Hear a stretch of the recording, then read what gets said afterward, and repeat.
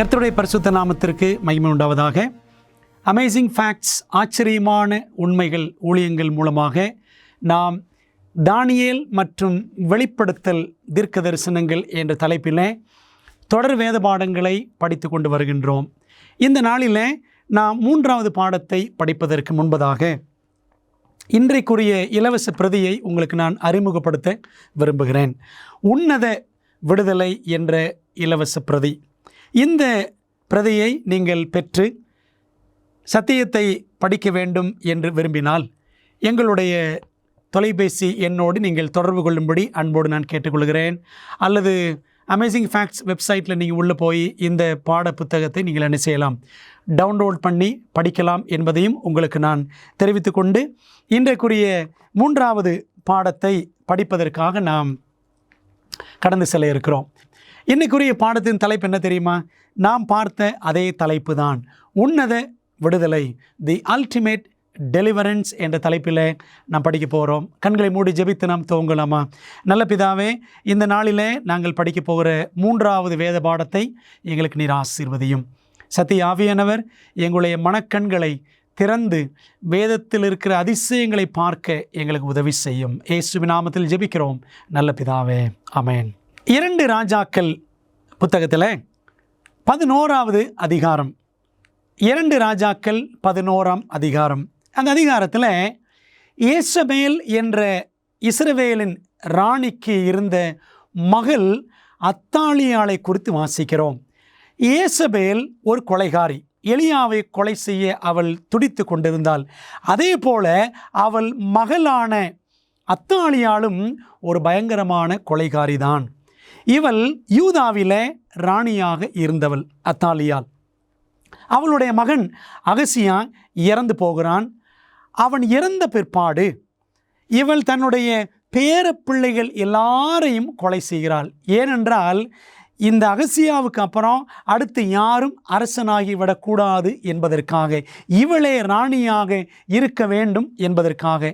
இந்த அத்தாலியாள் செய்த செயலை பார்த்த அகசியாவின் சகோதரியான யோசேபால் என்பவள், அவள் என்ன செய்தாலாம், ஒரு சிறுவன் யோவாஸ் என்ற ஒரு சிறு மகனை, அரச குடும்பத்தை சேர்ந்த அந்த மகனை எடுத்து 6 வருடங்கள் ஆலயத்தில் ஒளித்து வைத்தாலாம். 7ஆம் வருஷத்தில் யோய்தா என்ற பிரதான ஆசாரியன் என்ன செய்கிறார் என்றால், இந்த யோவாஸ் என்ற சிறுவனை 7ஆம் வருஷத்தில் அவனை அரசனாக முடிசூடும்படி செய்கிறான்.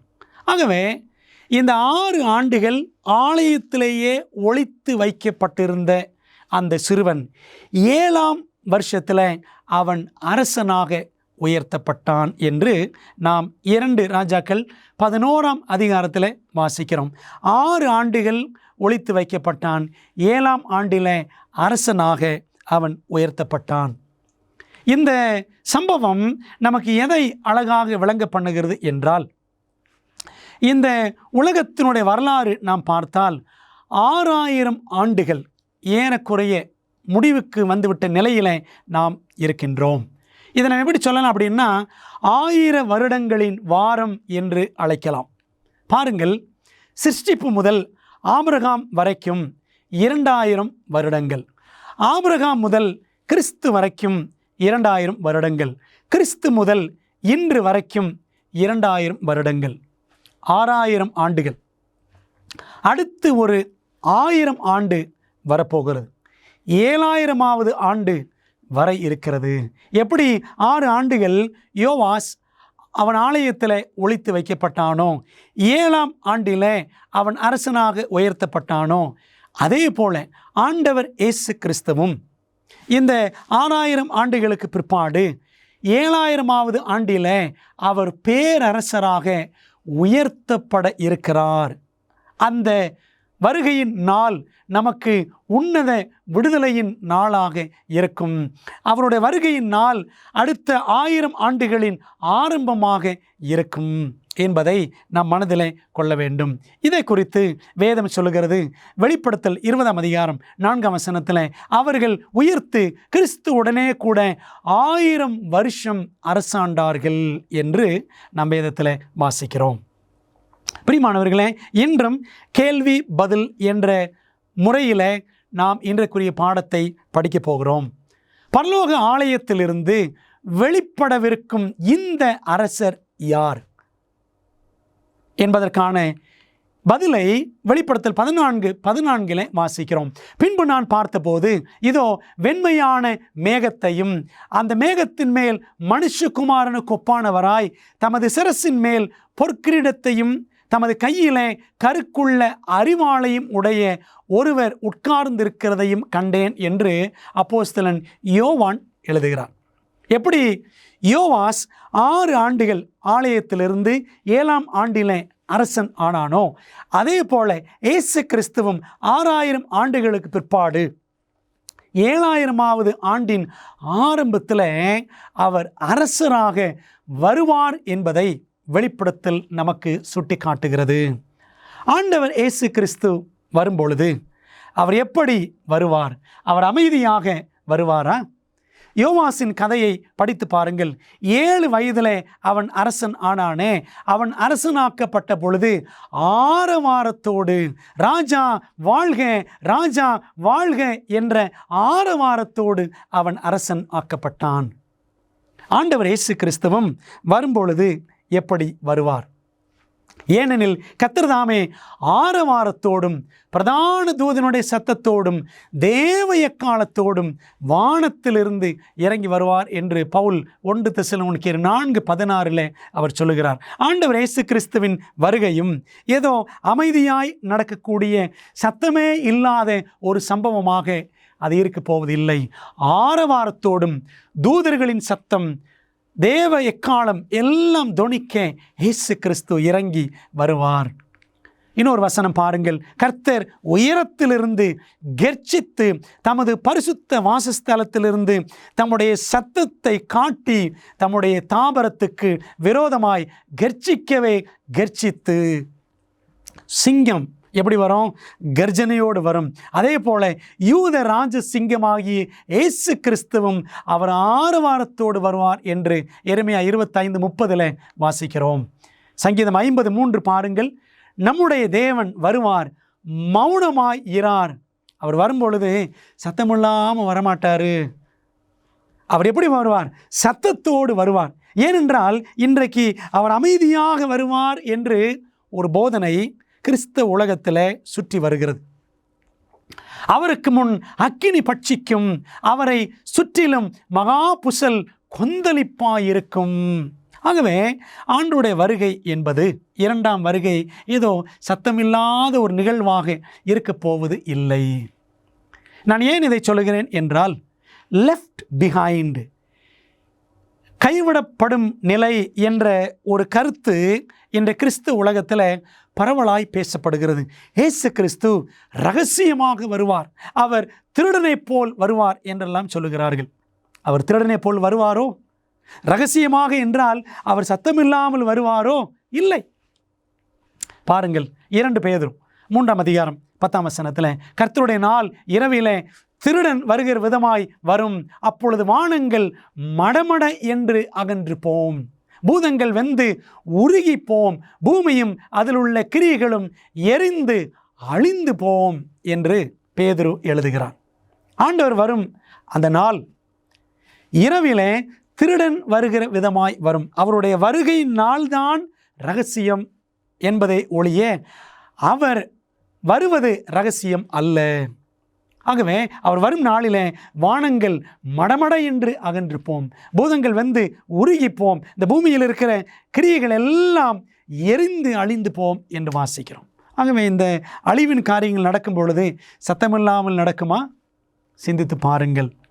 இயேசுவின் 2ஆம் வருகையுடன் தொடர்புடைய மற்ற நிகழ்வுகள் என்னென்ன ஆதாரங்களை நாம் பார்க்கலாமா? சத்தங்களும் இடி முழக்கங்களும் மின்னல்களும் உண்டாயின, பூமி மிகவும் அதிர்ந்தது என்று வெளிப்படுத்தல் 16ஆம் அதிகாரத்தில் நாம் வாசிக்கிறோம். வெளிப்படுத்தல் 16ஆம் அதிகாரம் 7 வாதைகளை பற்றி பேசுகிறது. 7ஆம் வாதையின் காலகட்டத்தில் தான் ஆண்டவர் இயேசு கிறிஸ்து, அந்த 7ஆம் வாதை முடியும் பொழுது அவருடைய வருகை இருக்கும். அந்த 7ஆம் வாதையின் காலகட்டத்தில் பூமி அதிர்ச்சி, பயங்கரமான பூமி அதிர்ச்சி உண்டாகும். பூமியின் மேல் மனுஷர்கள் உண்டான நாள் முதற்கொண்டு அப்படிப்பட்ட பெரிய அதிர்ச்சி உண்டானதில்லை. ஆண்டவர் இயேசு கிறிஸ்துவின் 2ஆம் வருகையில் ஒரு பயங்கரமான பூமி அதிர்ச்சி. பூமி அதிர்ச்சி என்றால் சத்தமில்லாமல் இருக்குமா? அன்பானவர்களே, அவருடைய 2ஆம் வருகை சத்தத்தோடு இருக்கும். அது ரகசியமாக இருக்காது என்பதை நாம் அழகாக வாசிக்கின்றோம். இயேசு வரும்போது யாரெல்லாம் அவரை காண்பார்கள்? அப்பொழுது மனுஷகுமாரனுடைய அடையாளம் வானத்தில் காணப்படும். அப்பொழுது மனுஷகுமாரன் வல்லமையோடும் வானத்தின் மேகங்கள் மேல் வருகிறதை பூமியில் உள்ள சகல கோத்திரத்தாரும் கண்டு புலம்புவார்கள் என்று இயேசு சொன்னார். மத்தேயு 24:30 பூமியில் உள்ள சகல கோத்திரத்தாரும் அவருடைய வருகையை காண்பார்கள். வெளிப்படுத்தல் 1:7 பாருங்கள். இதோ மேகங்களுடனே வருகிறார், கண்கள் யாவும் அவரை காணும் என்று வெளிப்படுத்தல் 1:7 வாசிக்கிறோம். ஆகவே இயேசு கிறிஸ்துவின் வருகையை எல்லாரும் காண்பார்கள். இயேசு மேகங்களுடனே வரும்போது யாரெல்லாம் அவரோடு கூட இருப்பார்கள் என்ற கேள்விக்கு ஆண்டவர் இயேசு கிறிஸ்து கொடுக்கும் பதிலை பாருங்கள். மத்தேயு 25:31 அன்றியும் மனுஷகுமாரன் தமது மகிமை பொருந்தினவராய் சகல பரிசுத்த தூதரோடும் கூட வரும்போது தமது மகிமையுள்ள சிங்காசனத்தின் மேல் வீற்றிருப்பார். ஆண்டவர் வரும்பொழுது கூட யார் வருவார்களாம்? பரிசுத்த தூதர்கள் எல்லாரும் வருவார்கள். ஆகவே அவர் திருடனை போல், அவர் திருடனாகவே ஒரு தனி நபராக வருவார். ஒரு திருடனை போல, தனிநபரை போல வருவாரா? கிடையாது. அவர் பரிசுத்த தூதர்களோடு கூட வருவார் என்று நாம் பார்க்கிறோம். ஆண்டவர் இயேசுவின் வருகையின் பிரசன்னமானது உயிரோடு இருக்கும் துன்மார்க்கரை என்ன செய்யும்? அந்த 1000 ஆண்டுகள் தொடங்கக்கூடிய சமயத்தில் என்னவெல்லாம் நிகழும் என்பதை நாம் பார்க்கிறோம். ஆண்டவர் இயேசு கிறிஸ்து வருவார், பயங்கரமான பூமி அதிர்ச்சி உண்டாகும், எக்கால சத்தமெல்லாம் தொனிக்கும். அதே சமயத்தில் துன்மார்க்கர் நிலை என்னவாக இருக்கும்? நம்முடைய கர்த்தராகிய இயேசு கிறிஸ்துவின் சுவிசேஷத்திற்கு கீழ்ப்படியாதவர்களுக்கும் நீதியுள்ள ஆக்கினையை செலுத்தும்படிக்கு கர்த்தராகிய இயேசு தமது வல்லமையின் தூதரோடும் ஜுவாலித்து எரிகிற அக்கினியோடும் வானத்திலிருந்து வெளிப்படும் போது அப்படியாகும் என்று 2 தெசலோனிக்கேயர் 1:7-8 ஆகிய வசனங்களிலே நாம் வாசிக்கின்றோம். பிரியமானவர்களே, அவர் வரும்பொழுது துன்மார்க்கர் எல்லாரும், கர்த்தரை விசுவாசிக்காத எல்லாரும் என்ன ஆவார்களாம்? அவருடைய ஜுவாலித்து எரிகிற அக்கினியிலே அவர்கள் மாண்டு போக நேரிடும் என்று நாம் பார்க்கிறோம். இன்னொரு வசனத்தை பாருங்க. 2 தெசலோனிக்கேயர் 2:8 நீக்கப்படும் போது அந்த அக்கிரமக்காரன் வெளிப்படுவான், அவனை கர்த்தர் தம்முடைய வாயின் சுவாசத்தினாலே அழித்து தம்முடைய வருகையின் பிரசன்னத்தினாலே நாசம் பண்ணுவார். துன்மார்க்கர் அனைவரையும் ஆண்டவர் நிச்சயவாரா அந்த கிறிஸ்துவின் கூட்டத்தையும் ஆண்டவர் தம்முடைய அக்கினினாலே, வருகையின் பிரசன்னத்தினாலே, அக்கினி மயமான பிரசன்னத்தினாலே நாசம் பண்ணுவார் என்று நாம் பார்க்கிறோம். ஆகவே இதெல்லாம் 2ஆம் வருகையிலே நடக்கக்கூடிய சம்பவங்கள். அவர் திருடனை போல் வருவார் என்றால் இவையெல்லாம் சாத்தியப்படுமா? யோசித்து பாருங்கள். இயேசுவின் 2ஆம் வருகையின் போது மரித்த நீதிமான்களுக்கு என்ன சம்பவிக்கும்? 1 தெசலோனிக்கேயர் 4:16 அப்பொழுது கிறிஸ்துவுக்குள் மரித்தவர்கள் முதலாவது எழுந்திருப்பார்கள் என்று பவுல் சொல்லுகிறார். ஆண்டுடைய 2ஆம் வருகையிலே கிறிஸ்துவுக்குள் மரித்தவர்கள் முதலாவது எழுந்திருப்பார்கள். துன்மார்க்கர் மாண்டு போவார்கள் அவருடைய அக்கினி பிரசன்னத்தினாலே. இந்த கட்டத்தில் உயிரோடு இருக்கும் மற்றும் மறுரூபமாக்கப்பட்ட பரிசுத்தவான்களுக்கு என்ன நடக்கும்? வேதம் என்ன சொல்கிறது? 1 கொரிந்தியர் 15:52-53 அப்பொழுது மரித்தோர் அழிவில்லாதவர்களாய் எழுந்திருப்பார்கள், நாமும் மறுரூபமாக்கப்படுவோம். யார் நாமும் என்றால் கிறிஸ்துவின் வருகையிலே உயிரோடு இருக்கிறவர்கள். உயிரோடு இருக்கிற நீதிமான்கள் மறுரூபமாக்கப்படுவோம். அழிவுள்ளதாகிய இது அழியாமையும் சாவுக்கேதுவாகிய இது சாவாமையும் தரித்து கொள்ள வேண்டும். ஆகவே ஆண்டவர் இயேசு கிறிஸ்து வரும்பொழுது உயிரோடு இருக்கிற நீதிமான்கள் மறுரூபம் ஆவார்கள். மறுரூபமாக்கப்பட்ட பின் நீதிமான்களுக்கு என்ன நடக்கும் பாருங்க. கிறிஸ்துவுக்குள் மரித்தவர்கள் உயிரோடு எழும்பி விட்டார்கள். உயிரோடு இருக்கிற நீதிமான்கள் மறுரூபமாகி விட்டார்கள். இப்பொழுது என்ன நடக்கும் வாசிக்கலாமா? 1 தெசலோனிக்கேயர் 4ஆம் அதிகாரம் 17ஆம் வசனம். பின்பு உயிரோடு இருக்கும் நாமும் கர்த்தருக்கு எதிர்கொண்டு போக மேகங்கள் மேல் அவர்களோட கூட, கிறிஸ்துவுக்குள் மரித்து உயிர்த்து எழுந்தவர்களோட கூட ஆகாயத்தில் எடுத்து கொள்ளப்பட்டு என்று வாசிக்கிறோம். ஆண்டவர் இயேசு கிறிஸ்து 2ஆம் முறை இந்த உலகத்திற்கு வரும்பொழுது அவர் பூமியிலே இறங்குவது இல்லை. அவருடைய கால்கள் பூமியிலே எங்குமே படவே படாது. பார்த்தீர்களா வசனத்தை? 1 தெசலோனிக்கேயர் 4:17. மேகங்கள் மேல் அவர்களோட கூட ஆகாயத்தில் எடுத்து கொள்ளப்பட்டு. ஆண்டவர் இயேசு கிறிஸ்து நடுவானிலே மத்திய ஆகாயத்தில் இருப்பார். அவருடைய 2ஆம் வருகையில் தேவதூதர்கள் பூமியின் 4 முனைகளுக்கும் சென்று அவரால் தெரிந்து கொள்ளப்பட்டவர்களை கூட்டி சேர்ப்பார்கள் என்று வாசிக்கிறோம். அன்பானவர்களே, அப்படி கூட்டி சேர்க்கப்பட்டவர்கள் மத்திய ஆகாயத்தில் கிறிஸ்துவை சந்திப்பார்கள். 2ஆம் வருகையில் இயேசுவின் கால்கள் பூமியில் படுவதே இல்லை. அப்படி ஒரு நபர் பூமியில் வந்து நான் தான் இயேசு கிறிஸ்து, நான் 2ஆம் முறையாக வந்திருக்கிறேன் என்று சொன்னால் அது உண்மையிலேயே கிறிஸ்துவே அல்ல என்பதை நாம் தெளிவாக புரிந்து கொள்ள வேண்டும்.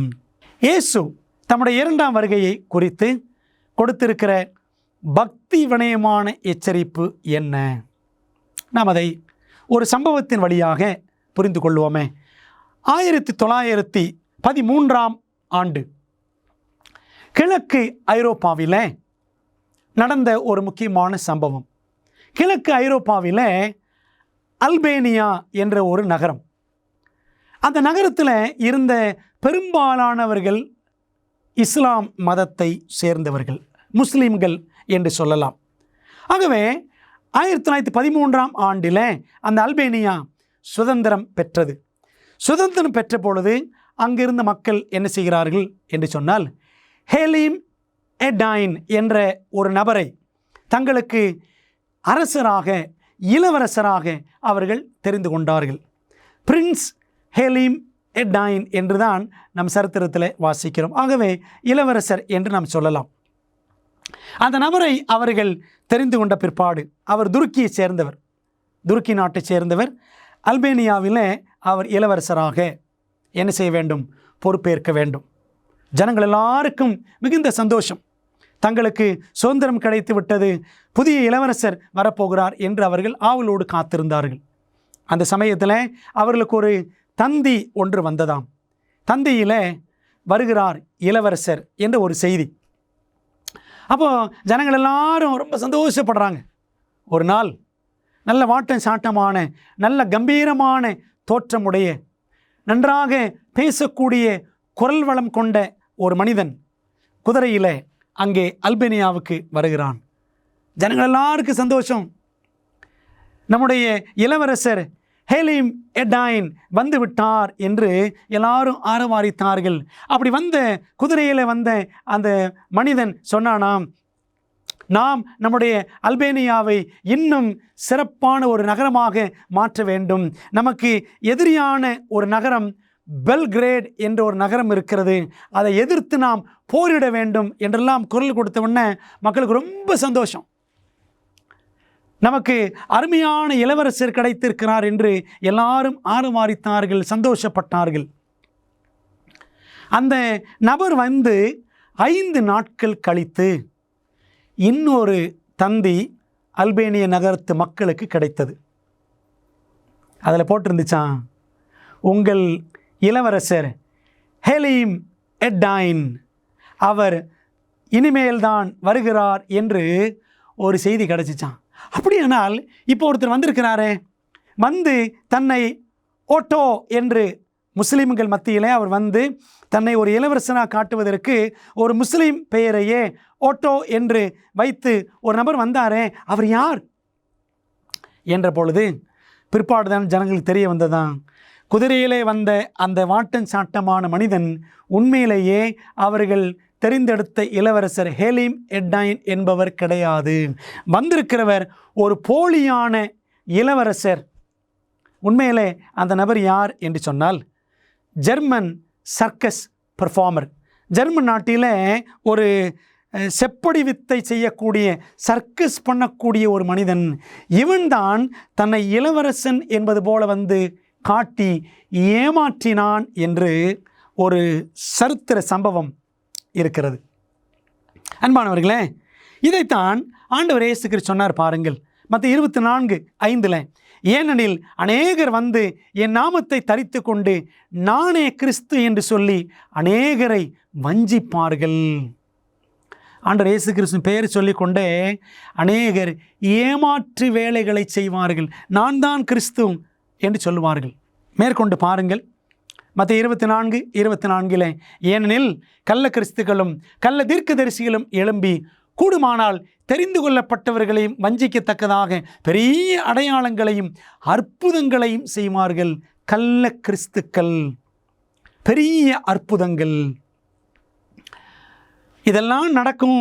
வஞ்சகம் உலகத்தில் வரும், இயேசுவின் பெயராலேயே வரும் என்பதை இயேசுவானவர் சொல்லி வைத்திருக்கிறார். மத்தேயு 24 நீங்கள் படித்து பாருங்கள். மத்தேயு 24:25, இரண்டாம் வருகை சம்பந்தமாக இயேசு கிறிஸ்து செய்த ஒலிவமலை பிரசங்கம்.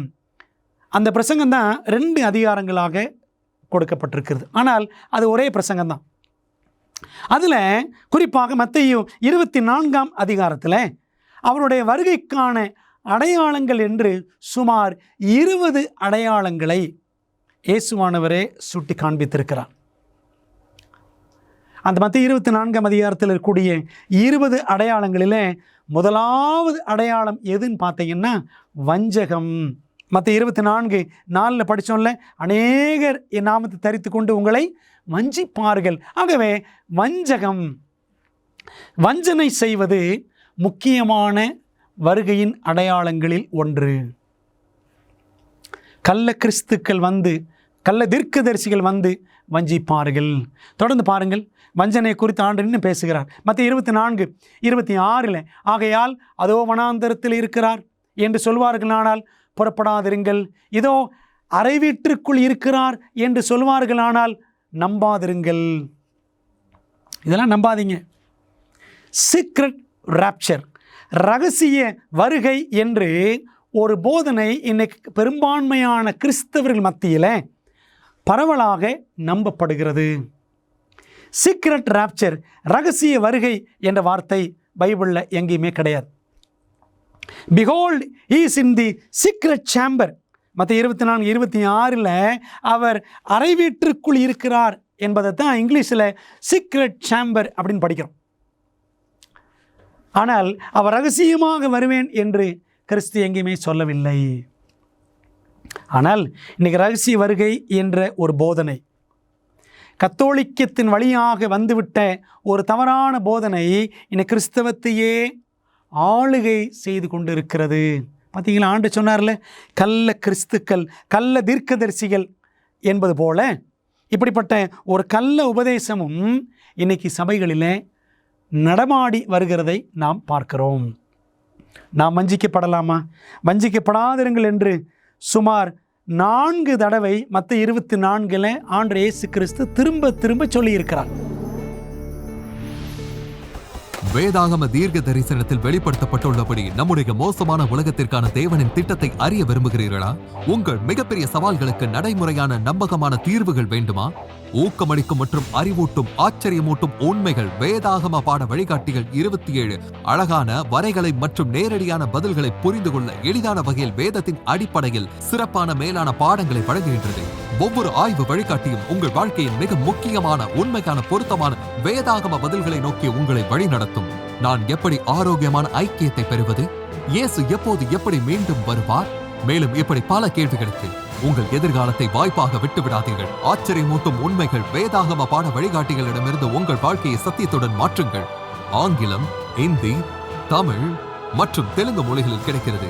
காத்திருக்க வேண்டாம். bookstore.aftv.in என்ற இணையதளம் மூலம் உங்கள் முழுமையான ஆய்வு வழிகாட்டிகளை இன்றே ஆர்டர் செய்யுங்கள்.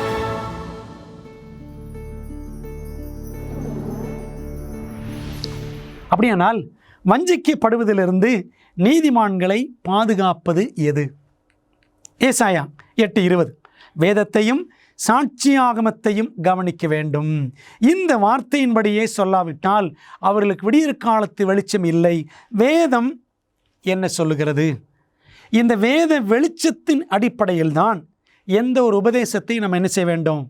கற்றுக்கொள்ள வேண்டும், புரிந்து கொள்ள வேண்டும், பின்பற்ற வேண்டும், போதிக்க வேண்டும். அப்படித்தான் செய்கிறோமா? கள்ள கிறிஸ்துவை பார்க்க செல்லுவது பாதுகாப்பானதாக இருக்குமா? கிறிஸ்து இங்கே இருக்கிறார், அது அங்கே இருக்கிறார். உங்களுக்கு நான் சொன்னேன், பைபிள் படி 2ஆம் வருகையில் இயேசு கிறிஸ்து கீழே இறங்க மாட்டார். அப்போ இங்கே இருக்கிறார், அங்கே இருக்கிறார் என்றால் அது கள்ள கிறிஸ்துக்கள் தான். அப்படி நாம் கேள்விப்படும் பொழுது கிறிஸ்து இங்கே இருக்கிறார் என்று கேள்விப்பட்டால் போய்விடலாமா? எப்படி பாதுகாப்பாக இருப்பது? மத்தேயு 24:26 ஆகையால் அதோ வனாந்தரத்தில் இருக்கிறார் என்று சொல்வார்களானால் புறப்படாதிருங்கள். இன்றைக்கி ஒரு விஷயம் நமக்கு தெரிய வருகிறது என்றாலே, மாதாவின் கண்களிலிருந்து ரத்தம் வடிகிறதுன்னு உடனே எல்லாரும் ஓடிடுவாங்க. இன்றைக்கி மக்கள் எளிதில் ஏமாந்து போகிறார்கள். இயேசு சொன்னார், இயேசு கிறிஸ்து அங்கே இருக்கிறான்னு யாராவது சொன்னாங்க, என் பெயரை சொல்லிக்கிட்டு வந்தாலே நம்ப வேண்டாம் என்று சொன்னார். ஆண்டோடைய வார்த்தைக்கு கீழ்ப்படிவது தான் நமக்கு ஒரே பாதுகாப்பு. இயேசுவின் 2ஆம் வருகை நேரம் குறித்து நாம் என்ன அறிந்து கொள்ள முடியும்? வருகை நேரத்தை பற்றி நமக்கு என்ன வெளிப்பாடு இருக்கிறது? கிறிஸ்து சொன்னார் மத்தேயு 24:36 அந்த நாளையும் அந்த நாளிகையும் அந்த மணி நேரத்தையும் என் பிதா ஒருவர் தவிர மற்றொருவனும் அறியான், பரலோகத்தில் உள்ள தூதர்களும் அறியார்கள் என்று கிறிஸ்து தெளிவுபட கூறியிருக்கிறார். அன்பான தேவ பிள்ளைகளே, ஆண்டோட வருகையின் நாள், அந்த மணி நேரம் எவருமே அறிந்ததில்லை. ஆனால் தேவன் அடையாளங்களை நமக்கு கொடுத்து வைத்திருக்கிறார். இயற்கை பேரழிவுகள், நீங்கள் அதே மத்தேயு 24ஆம் அதிகாரத்தை வரிசையாக படித்து பாருங்கள். பஞ்சங்கள் அப்படின்னு பார்க்கலாம். இயற்கை பேரழிவுகள், சீற்றங்கள், நிலநடுக்கங்கள் என்றெல்லாம் ஆண்டவர் இயேசு கிறிஸ்து சொல்லியிருக்கிறார். 2004ஆம் ஆண்டிலிருந்து 2014ஆம் ஆண்டு வரை சுமார் 10 ஆண்டுகளுக்குள்ள ஏறக்குறைய 18 பூமி அதிர்ச்சிகள், மாபெரும் பூமி அதிர்ச்சிகள் சுமார் 8.0 ரிக்டர் அளவுக்கும் மேலாக பதிவாகி பாதிப்புகளை ஏற்படுத்தியுள்ளது.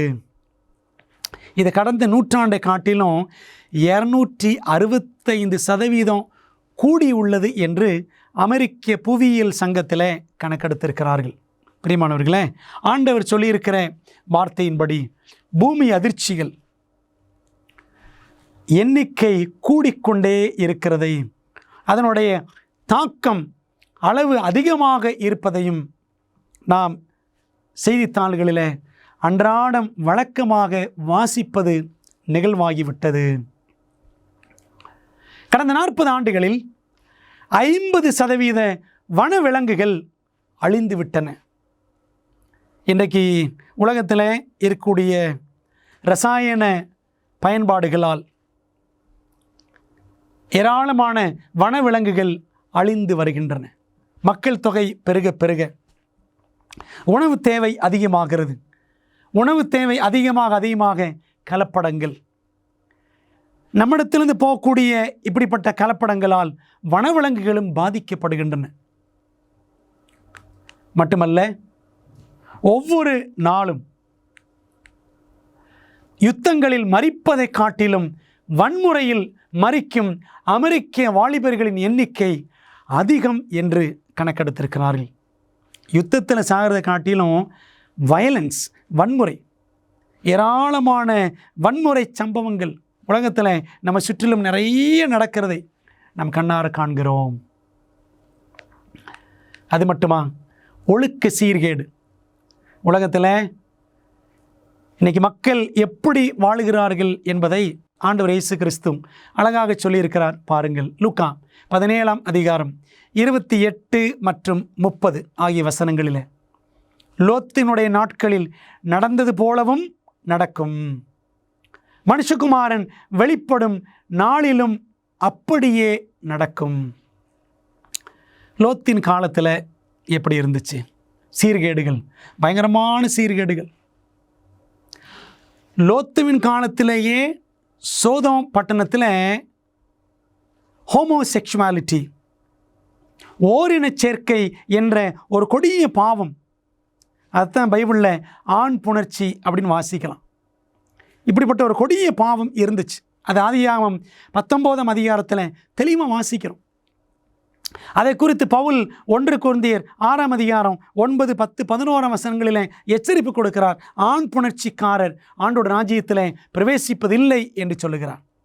ஆகவே இன்றைக்கி உலகத்தில் பாருங்கள், ஆணும் ஆணும் கல்யாணம் பண்ணுவது ஹோமோசெக்சுவாலிட்டி, பெண்ணும் பெண்ணும் கல்யாணம் பண்ணுவது லெஸ்பியனிசம் என்று சொல்லுகிறார்கள். கே மேரேஜஸ், இப்படிப்பட்ட ஆண் ஆண் பெண் பெண் திருமணங்கள் இன்றைக்கி உல்லாச திருமணங்கள் என்று சொல்லலாம். இப்படி உல்லாசத்துக்காக இப்படிப்பட்ட தேவன் திட்டமிடாத, பரலோகம் அங்கீகரிக்காத திருமணங்கள் இன்றைக்கி உலகத்தில் நிறைய நடக்குது. இதற்காகவே, இதை அங்கீகரிப்பதற்காகவே இன்றைக்கி கிறிஸ்தவ சபைகளும் இருக்கின்றன. இந்த ஒழுக்க சீர்கேடு எத்தனை வெட்கக்கேட்டுக்கு நேராக இன்றைக்கி சபைகளை, கிறிஸ்தவர்களை வழிநடத்தி செல்கிறது என்பதை நாம் யோசிப்பதே இல்லை. அப்போ லோத்தின் காலத்தில் நடந்தது போலவே இன்றைக்கும் நடக்கிறது. அவர் இருந்த அந்த பட்டணம் சோதோம். அதை வைத்துதான் ஒரு வார்த்தை இருக்கிறது, சோடோமி என்ற வார்த்தை. சோடோமி, சோடோமைட்ஸ். சோடோமி என்றால் இந்த ஆண் புணர்ச்சி, ஓரின சேர்க்கை. அதைத்தான் ஆங்கிலத்தில் சோடோமின்வாங்க. அதை செய்யக்கூடியவர்கள் சோடோமைட்ஸ். அன்பானவர்களே, இப்படிப்பட்ட பாவங்கள் லோத்தின் காலத்தில் இருந்தது மட்டுமல்ல, மனுஷகுமாரன் வெளிப்படும் நாளிலும் அப்படியே நடக்கும். அவருடைய வருகையின் நாள் வரைக்கும் இந்த மாதிரி ஒழுக்க சீர்கேடுகள் உலகத்தில் நடக்கும் என்று ஆண்டவர் சொல்லி வைத்திருக்கிறார். மேலும் அதிக ஜனத்தொகை 2050ஆம் ஆண்டிற்குள், 2022 இருக்கிறோம், இன்னொரு 28 ஆண்டுகளுக்குள்ளே உலக ஜனத்தொகை 950 கோடியாக உயரும் என்று கணக்கிடப்பட்டிருக்கிறது. ஏற்கனவே இப்போது 700 கோடிக்கு மேலே தாண்டிடுச்சு. 950 கோடி என்ன, அதை விட கூடுதலாகவே ஜனத்தொகை 2050 இருக்கும் என்று நாம் நிச்சயமாக நம்பலாம். ஆகவே ஜனங்கள் பெருகிக்கொண்டே இருக்கிறார்கள். அரசியலில் உறுதியற்ற தன்மை மற்றும் அணு ஆயுதங்கள். ஒரு மணி நேரத்துக்கு சுமார் 1000 மில்லியன் டாலர்கள், அதாவது 100 கோடி டாலர்கள் போர் இயந்திரங்கள், வெடி மருந்துகள் மற்றும் போர் வீரர்களுக்காக செலவிடப்படுகிறதாம். இன்றைக்கி நாடுகளுக்கிடையில் அரசியல் சமாதானம் இல்லை. எங்கு பார்த்தாலும் பிரச்சனைகள். ஐநா சங்கம், இனி எத்தனையோ விதமான அமைப்புகள் உலக சமாதானத்திற்காக போராடினாலும் சமாதானம் எங்குமே இல்லாத ஒரு சூழ்நிலை. பிரியமானவர்களே, ஆக உலகமே ஏதோ அடிமைத்தனத்திற்குள்ளே, பாவ அடிமைத்தனத்திற்குள்ளே நிச்சயமாகவே கிடக்கிறது என்பதை நாம் தெளிவாக சொல்ல முடியும். நமக்கு தேவை என்ன? உன்னத விடுதலை நமக்கு தேவை. அந்த உன்னத விடுதலை எப்பொழுது கிடைக்கும் என்றால், இயேசு கிறிஸ்து 2ஆம் முறை பகிரங்கமாக வரும்போதுதான் கிடைக்கும். இயேசுவின் 2ஆம் வருகையின் போது தூதர்கள் என்ன செய்வார்கள் பார்க்கலாமா? தமது தூதர்களை அவரால் தெரிந்து கொள்ளப்பட்டவர்களை வானத்தின் ஒரு முனை முதற்கொண்டு மறுமுனை மட்டும் 4 திசைகளிலும் இருந்து கூட்டிச் சேர்ப்பார்கள். மத்திய 24ஆம் அதிகாரம் 31ஆம் வசனத்தை முழுமையாக படித்து பாருங்கள். ஆண்டவர் என்ன செய்வார்? தம்முடைய தூதர்களை அவர் அனுப்புவார். இந்த வசனத்தை உங்களுக்காக நான் முழுவதும் வாசிக்கிறேன். மத்திய 24:31 வலுவாய் தொனிக்கும் எக்கால சத்தத்தோடே அவர் தமது தூதர்களை அனுப்புவார். அவர்கள் அவரால் தெரிந்து கொள்ளப்பட்டவர்களை வானத்தின் ஒரு முனை முதற்கொண்டு மறுமுனை மட்டும் 4 திசைகளிலும் இருந்து கூட்டிச் சேர்ப்பார்கள். அப்போ ஆண்டவர் இயேசு கிறிஸ்து வரும்பொழுது தூதர்களை அனுப்புவார். அவங்க நிச்சயமாங்களாம் அவருடைய பிள்ளைகள் எல்லாரையும் ஒன்று சேர்ப்பார்கள். பார்த்தீங்களா? அப்போ தூதர்களை இயேசு கிறிஸ்து அனுப்புவார். அப்போ அவர் எங்கே இருப்பார்? மத்திய வானத்தில் இருப்பார். தூதர்கள் போய் எல்லாரையும் ஒன்று சேர்ப்பார்கள். தேவ பிள்ளைகள் கிறிஸ்துவுக்குள் மரித்தவர்களை உயிரோடு எழுப்பி உயிரோடு இருக்கிற நீதிமான்களை மறுரூபமாக்கி இப்படி ஒன்று சேர்த்து மத்திய ஆகாயத்தில் கூட்டிச் செல்வார்கள். இயேசுவின் 2ஆம் வருகைக்கு சற்று முன்னான காலத்தில் நாம் வாழ்ந்து கொண்டிருக்கிறோம். அப்படியானால் இந்த மகிமையான பரிசுத்தமான நிகழ்வோடு எவ்வாறு நாம் நம்மை சம்பந்தப்படுத்தி கொள்ள முடியும்? ஆண்டவர் இயேசு கிறிஸ்து சீக்கிரம் வரப்போகிறார் என்று நாம் நம்புகிறோமே. அந்த பரிசுத்தமான நிகழ்வில் நான் எப்படி என்னையே ஈடுபடுத்தி கொள்ள முடியும்? என்ன செய்ய வேண்டும்? இயேசு வருகிறார் என்று நாம் நம்புகிறோம். ஆனால் என்ன செய்ய வேண்டும் என்று அறிந்து செயல்படுகிறோமா? மத்திய 24:44 நீங்கள் நினையாத நாளிகையிலே மனுஷகுமாரன் வருவார், ஆதலால் நீங்களும் ஆயத்தமாய் இருங்கள் என்று இயேசு கிறிஸ்து சொன்னார். இயேசு கிறிஸ்து வருகிறார் என்பது உண்மைதான். ஆனால் ஆண்டவர் கொடுத்திருக்கிற ஒரு கட்டளை என்னவென்றால் ஆயத்தமாய் இருங்கள். ஆயத்தமாகிறோமா? இந்த உலகத்தில் நாம் நம்முடைய வேலைகளை செய்வதற்கு, நம்முடைய பிழைப்புக்கு அடுத்த அலுவல்களில் ஈடுபடுவதற்கு, அல்லது பயணம் போவதற்கு, படிப்பு, திருமணம் போன்ற காரியங்களுக்கு எவ்வளவெல்லாம் ஆயத்தம் செய்கிறோம். ஆனால் ஆண்டவர் சொன்னாரே அவருடைய வருகை, அந்த வருகைக்காக நாம் ஆயத்தம் செய்கிறோமா என்பதை நாம் சிந்திக்க வேண்டும். இயேசுவின் 2ஆம் வருகையின் போது ஜனங்களுக்கு எவ்வாறு பலன் அளிக்கப்படும் அதை குறித்து ஆண்டவர் இயேசு கிறிஸ்துவை சொல்லியிருக்கிறதை வெளிப்படுத்தல் 22:12 பாருங்கள். இன்ஃபேக்ட் வெளிப்படுத்தல் 22ஆம் அதிகாரம் பைபிளிலேயே கடைசி அதிகாரம். தானியேல் மற்றும் வெளிப்படுத்தல் தீர்க்க தரிசனங்களை படித்து கொண்டிருக்கிறோம். அந்த வெளிப்படுத்தல் கடைசி அதிகாரம் 22ஆம் அதிகாரம்.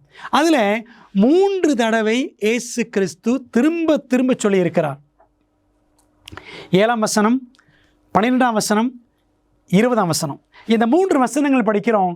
இதோ சீக்கிரமாய் வருகிறேன் என்று ஆண்டு சொல்லியிருக்கிறார். அதில் 12ஆம் வசனத்தை பாருங்கள். அவனவனுடைய கிரியைகளின்படி அவனவனுக்கு நான் அளிக்கும் பலன் என்னோட கூட வருகிறது என்று இயேசு சொல்லியிருக்கிறார். அன்பானவர்களே, அவனவனுடைய கிரியைகளின்படி நாம் ஆயத்தமாக வேண்டும் என்று பார்த்தோம். ஆயத்தமாகிற பிள்ளைகள், ஆண்டவரை சந்திப்பதற்கு ஆயத்தமாகிற பிள்ளைகள் தங்கள் கிரியைகளில் தேவனுக்கு பிரியமாக நடப்பார்கள். நம்முடைய கிரியைகள், நம்முடைய செயல்கள் தேவனுக்கு பிரியமாக இருக்கின்றனவா? நாம் செய்கிற செயல்கள் நல்ல செயல்களாக இருக்கின்றனவா என்பதை சற்று நாம் நிதானித்து பார்க்க வேண்டும். அந்த செயல்களின் அடிப்படையில் தான் தேவன் நமக்குரிய பலனை, பரலோகமா நரகமா, நித்திய ஜீவனா அல்லது நித்திய அழிவாகிய தண்டனையா என்பதை தேவன் தீர்மானிப்பார். ஆகவே நாம் நம்முடைய கிரியைகளில் தேவனுக்கு பிரியமாய் நடக்க வேண்டியது மிகவும் மிகவும் அவசியமாக இருக்கிறது. இயேசுவின் வருகையின் போது துன்மார்க்கர் என்ன கூறுவார்கள்? J.L. ஷூலர், ஜான் ஷூலர் என்ற ஒரு ஊழியக்காரர் ஒருவர் இருந்தார். அமெரிக்காவில் ஒரு வல்லமையான ஊழியக்காரர். நாம் இந்த சத்தியங்களை எப்படி 24 பாடங்களாக படிக்கிறோமோ, தொடர் கூட்டங்களாக நடத்தினால் 24 கூட்டங்கள் நடத்தலாம், 24 நாட்கள் நடத்தலாம். ஆனால் அந்த ஜான் ஷூலர் என்ற ஊழியக்காரர் அமெரிக்காவில் 120 நாட்கள் கூட்டங்கள் நடத்துவாராம். 120 days, 4 மாதங்கள் கூட்டங்கள் நடக்கும். பைபிளை மிக தெளிவாக கற்றுக் கொடுப்பார். அவர் அடிக்கடி சொல்லுவாராம், ஆண்டோடைய 2ஆம் வருகையின் சமயத்தில் உலகத்தில் 2 பெரிய ஜெபக்கூட்டங்கள் நடக்கும் என்று சொல்லுவார். அதான் இந்த கேள்விக்கு பதிலாக பார்க்க போகிறோம். இயேசுவின் வருகையின் போது துன்மார்க்கர் என்ன கூறுவார்கள்? இதான் முதல் பயங்கரமான பிரேயர் மீட்டிங். பூமியின் ராஜாக்களும் பெரியோர்களும் ஐஸ்வர்யவான்களும் சேனை தலைவர்களும் பலவான்களும் அடிமைகள் யாவரும் சுயாதீனர் யாவரும், வெளிப்படுத்தலாம் 6:15. எல்லாம் என்ன சொல்லுவாங்களா? வசனங்கள் தொடர்ந்து பாருங்கள். 16-17 வசனங்கள். பர்வதங்களையும் கண்மலைகளையும் நோக்கி, நீங்கள் எங்கள் மேல் விழுந்து சிங்காசனத்தின் மேல் வீற்றிருக்கிறவருடைய முகத்திற்கும் அவருடைய கோபாக்கினையின் மகாநாள் வந்துவிட்டது, யார் நிலை நிற்கக்கூடும்? இந்த வசனத்தை முழுசும் படித்து பாருங்க. தேவனுடைய கோபத்திற்கும் பிதாவின் கோபத்திற்கும் சிங்காசனத்தில் வீற்றிருக்கிற ஆட்டுக்குட்டியானவர் இயேசு கிறிஸ்து அவருடைய கோபத்திற்கும் எங்களை நீங்கள் காப்பாற்றுங்கள் அப்படின்னு சொல்லிட்டு என்ன செய்வாங்களாம்? துன்மார்க்கர் எல்லாம் பர்வதங்களையும் கண்மலைகளையும் பார்த்து அவர்கள் கதறி அழுது ஜெபிப்பார்களாம். ஒரு பயங்கரமான பெரிய ஜெப கூட்டம் அதுதான். ஏன்னா துன்மார்க்கர் திரளாக இருப்பார்கள் அல்லவா, பெரிய கூட்டமாக இருப்பாங்க. கடற்கரை மணலத்தனையாய் துன்மார்க்கர் இருப்பார்கள் என்று வெளிப்படுத்தல் 20ஆம் அதிகாரம் 8-9 வசனங்களை வாசிக்கிறோம். அப்போது எல்லாரும் சேர்ந்து கண்ணீரோடு, நாங்கள் எங்கள் மீது தேவனுடைய கோபம் வந்துவிடாதபடி பர்வதங்களும் மலைகளும் எங்கள் மேல் விழட்டும் என்று அவர்கள் கதறுவார்கள். இது ஒரு பெரிய ஜெபக்கூட்டம்.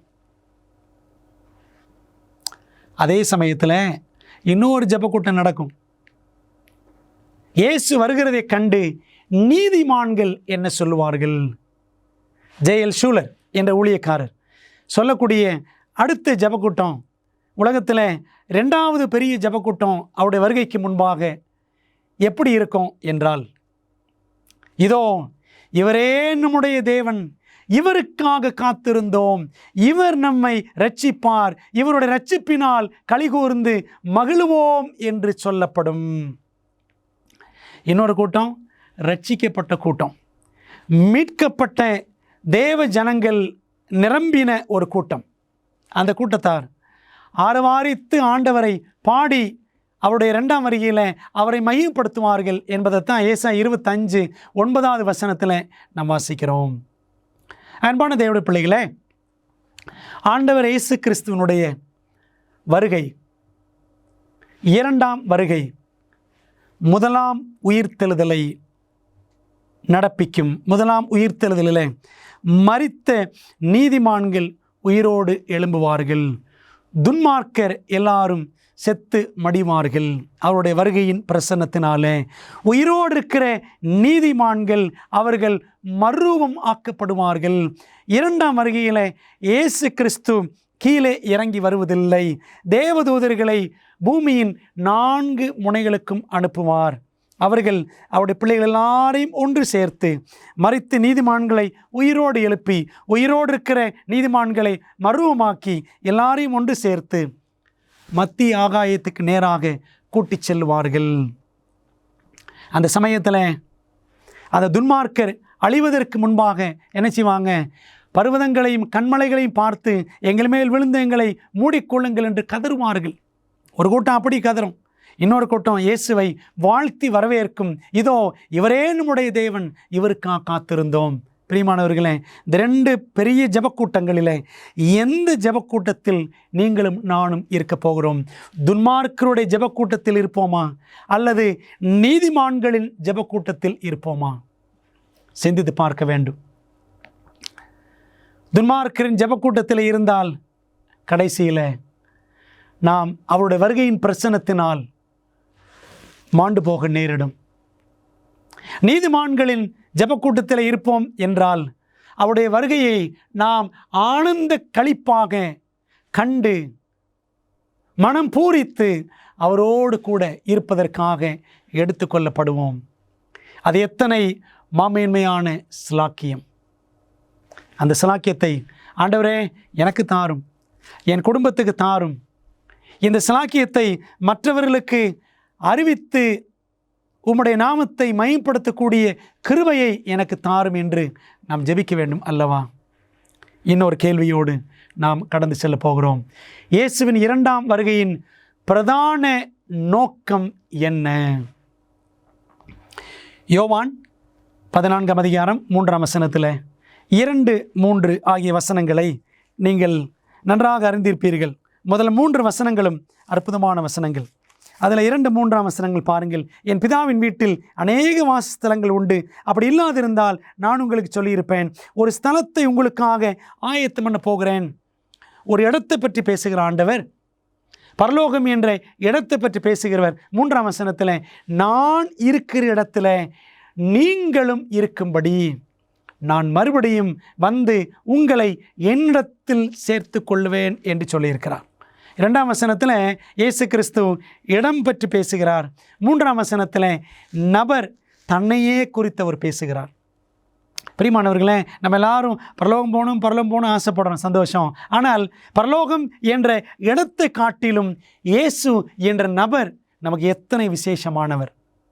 ஆகவே அவரோடு கூட பரலோகத்தில் இருப்பதற்கு நாம் ஆயத்தப்பட வேண்டும் அல்லவா? பிரியமான தேவ பிள்ளைகளே, நாம் அதற்காக நம்மை ஒப்படைப்போம். நாம் இந்த செய்தியை முடிக்கக்கூடிய இந்த நேரத்தில் ஒரு சம்பவத்தை உங்களுக்கு நான் பகிர்ந்து கொள்ளப் போகிறேன். 1939ஆம் ஆண்டிலிருந்து 1945ஆம் ஆண்டு வரை 2ஆம் உலகப் போர் நடைபெற்ற காலகட்டம். அந்த காலகட்டத்தில் அமெரிக்காவுக்கும் ஜப்பானுக்கும் இடையில் யுத்தம் நடந்து கொண்டிருந்த ஒரு சூழ்நிலை. ஆகவே ஜப்பானியர்கள் என்ன செய்கிறார்கள்? நேச நாடுகளின் படை வீரர்களை அவர்கள் கைது செய்து கொண்டு போய் கபன்னட்டுவான் என்ற இடத்துல அவர்கள் ஒரு முகாமில் அவர்கள் வைத்து அவர்களை மிகவும் கொடுமைப்படுத்தினார்கள். சரியான உணவு கொடுக்காமல், சரியான பராமரிப்பு இல்லாமல் இந்த படை வீரர்களை ஜப்பானியர்கள் மிகவும் கொடுமைப்படுத்தினார்கள். இந்த காலகட்டத்தில் இப்படி கைதிகளாக இருந்த அந்த நேச நாடுகளின் படை வீரர்கள், நம்முடைய நிலை அவ்வளவுதான்.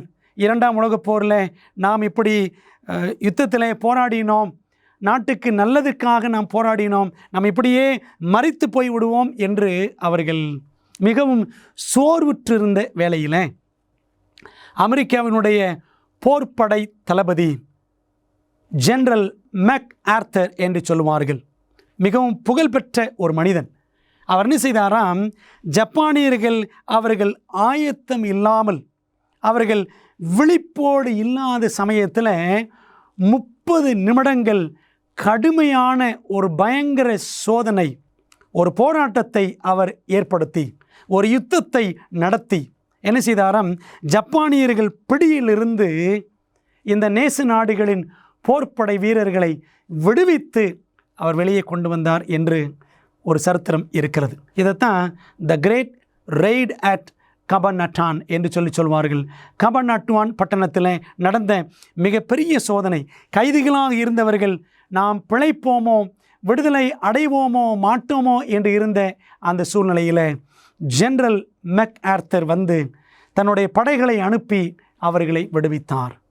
பிரியமான தேவ பிள்ளைகளே, நாமும் இந்த உலகத்தில் பாவத்தினால் சிக்குண்டு அடிமையிலாக கிடக்கிறோம். நமக்கு தேவை உன்னத விடுதலை. ஆண்டவர் இயேசு சீக்கிரமாக மேகங்களுடனே வரப்போகிறார். நமக்கு விடுதலை கிடைக்குமா கிடைக்காதா என்று தேவனுடைய போர் வீரர்களாக நாம் சோர்ந்து போய் தளர்ந்து போய் தவித்து காணப்படுகிறோமா? ஆண்டவரிடத்தில் நம்மை ஒப்பு கொடுத்து, ஆண்டவரே நீங்கள் ஆயத்தமாயிருங்கள் என்று சொன்னீரே, உம்முடைய வருகைக்கு நாங்கள் ஆயத்தமாக இருக்க விரும்புகிறோம், இன்னும் அநேகரை ஆயத்தப்படுத்துவோம் என்று சொல்லி நம்மை ஒப்படைத்து நாம் ஜெபிக்கலாமா? நல்ல பிதாவே, இந்த நாளின் பாடத்திற்காக உமக்கு நன்றி சொல்லுகிறோம். தகப்பனே, தானியேல், வெளிப்படுத்தல், தீர்க்க தரிசனங்கள் என்ற பாடங்களுக்காக உமக்கு நன்றி. உன்னத விடுதலை எங்களுக்கு தேவை. அது இயேசுவானவர் வருகையின் மூலமாக மட்டுமே எங்களுக்கு கிடைக்கும். 6000 ஆண்டுகளின் முடிவிலே இயேசு கிறிஸ்து 7000 ஆண்டின் ஆரம்பத்தில் அவர் வரும்பொழுது, அந்த 2ஆம் வருகையில் நாங்கள் அவரை சந்திக்க, இன்னும் அநேகரை இயேசுவை சந்திப்பதற்கு ஆயத்தப்படுத்த எங்களை நீர் பக்குவப்படுத்தும். இந்த செய்திகளை கேட்கிற ஒவ்வொரு மகளையும் ஆசீர்வதித்து உமக்கு பிரியமாய் அர்ப்பணிப்போடு வாழ எங்களை நீர் திடப்படுத்தும். தொடர்ந்து பாடங்களை ஆசீர்வதியும். இயேசுவின் நாமத்தில் ஜெபிக்கிறோம் நல்ல பிதாவே, ஆமென். பிரியமானவர்களே, தொடர்ந்து தானியேல் மற்றும் வெளிப்படுத்தலின் தீர்க்க தரிசனங்களை கற்றுக்கொள்வோம். அநேகர் இந்த பாடங்களை பார்ப்பதற்கு, கேட்பதற்கு நீங்கள் அவர்களை அழைப்பு கொடுங்கள். அவர்களுக்கும் இந்த செய்திகளை பகிர்ந்து கொடுங்கள். கர்த்தர் உங்களை ஆசீர்வதிப்பார். ஆமென்.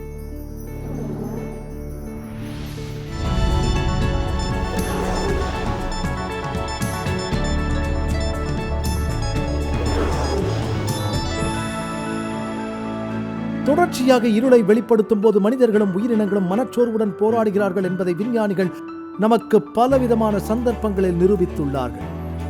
ஆர்க்டிக் பிராந்தியங்களில் ஒவ்வொரு ஆண்டும் குளிர்கால மாதங்களில் இதை காணலாம். அழகிய கிராமமான ரூகன் நார்வேயில் ஒரு ஆழமான பள்ளத்தாக்கில் அமைந்திருக்கிறது. அங்கு மலைகள் ஒவ்வொரு ஆண்டும் 6 மாதங்களுக்கு சூரியனின் கதிர்களை தடுக்கும். இது உண்மையில் 3400 குடியிருப்பாளர்களை நிழல் நிலையில் வைத்திருக்கிறது. சில நேரங்களில் குளிர்காலம் முழுதும் இருள் மனச்சோர்வை உண்டாக்கும். நகர தலைவர்கள் இந்த 2 மாதங்களில் தங்கள் கிராமத்தை ஒளிரச் செய்ய உதவ ஒரு பிரகாசமான யோசனை அவர்களுக்கு கிடைத்தது. 2013 அக்டோபரில் 3 பிரம்மாண்டமான 550 சதுர அடி கண்ணாடியின் வரிசை அருகில் உள்ள மலையில் ஊருக்கு 1000 அடி உயரத்தில் நிறுவினார்கள். கணினி கட்டுப்பாடு மற்றும் சூரிய சக்தி கண்ணாடிகள் குளிர்கால மாதங்களில் சூரியனை கண்காணித்து டவுன் சதுக்கத்தில் சூரிய ஒளியின் ஒரு பெரிய கற்றை அவர்களின் வாழ்க்கையை பிரகாசமாக்குகிறது. இன்று குளிர் மாதங்களில் நீங்கள் ரூகனை பார்வையிட்டால் பிரதிபலிக்கும் சூரிய ஒளியில் நகர சதுக்கத்தில் குளிக்க ஜனங்கள் அடிக்கடி கூடி வருவதை அல்லது நீண்ட இருக்கைகளில் அமர்ந்திருப்பதை காணலாம். மலையில் இருக்கும் அந்த கண்ணாடியை போலவே கிறிஸ்தவர்களும் இந்த இருண்ட கிரகத்தில் உலகின் ஒளியாக இருந்த இயேசுவின் ஒளியை பிரதிபலிக்க வேண்டும் என்று வேதம் சொல்கிறது. இதை பற்றி விரிவாக மத்தேயு 5:14, நீங்கள் உலகத்துக்கு வெளிச்சமாய் இருக்கிறீர்கள், மலையின் மேல் இருக்கிற பட்டணம் மறைக்கப்பட்டிருக்க மாட்டாது என்று. நாம் விளக்கை கொளுத்தி மரக்காலால் மூடி வைக்காமல் விளக்கு தண்டின் மேல் வைப்பார்கள். அப்பொழுது அது வீட்டில் உள்ள அனைவருக்கும் வெளிச்சம் கொடுக்கும். இவ்வாறாக மனுஷர் உங்கள் நற்கிரியைகளை கண்டு பரலோகத்தில் இருக்கிற உங்கள் பிதாவை மகிமைப்படுத்தும்படி உங்கள் வெளிச்சம் அவர்கள் முன்பாக பிரகாசிக்க கடவுது. ஆகவே இயேசுவை பிரதிபலிப்பதன் மூலம் மற்றவர்களின் வாழ்க்கையை பிரகாசமாக்க நண்பர்கள் என்று பிரயோஜனமாக இருக்கிறார்கள்.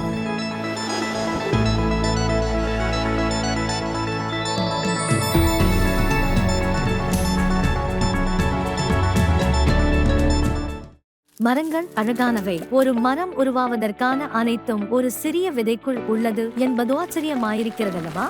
அற்புதமான மற்றொரு காரியம் என்ன தெரியுமா?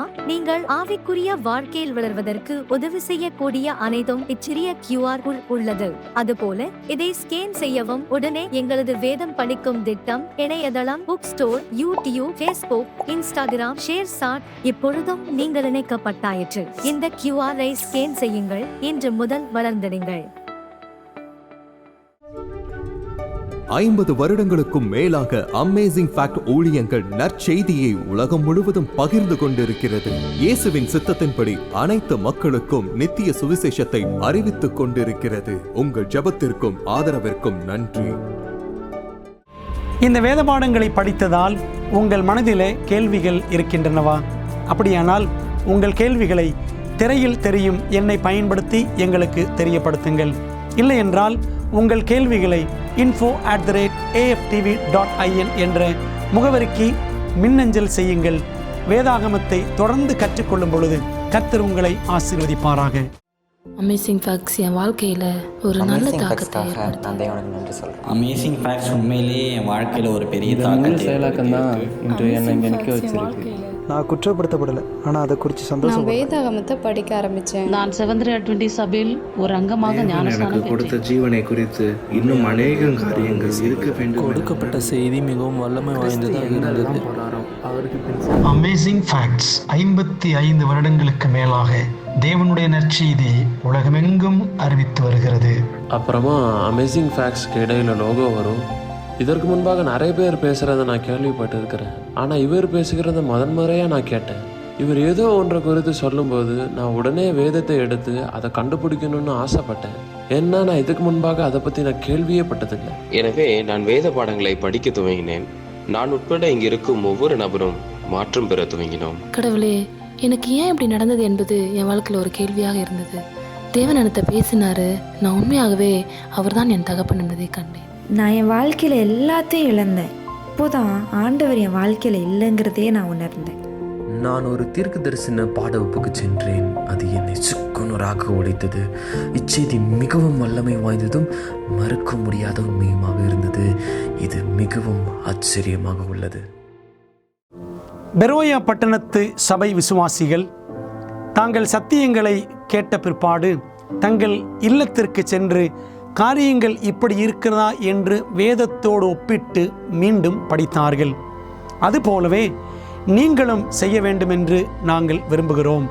இந்த தீர்க்க தரிசன தொடர் கூட்டங்களில் ஒவ்வொரு நாளும் உங்களுக்கு அந்தந்த நாளுக்குரிய செய்தி சம்பந்தமான இலவச பிரதி அறிமுகப்படுத்தப்படுகிறது. ஆகவே அந்த இலவச பிரதியை நீங்கள் திரையில் தெரியும் தொலைபேசி எண்ணை பயன்படுத்தி எங்களோடு தொடர்பு கொண்டு பெற்றுக்கொள்ளலாம்.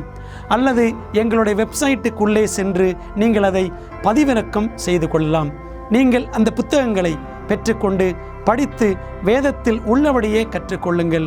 நீங்கள் படித்த பிற்பாடு உங்கள் நண்பருக்கும் அதை பகிர்ந்து கொள்ளுங்கள்.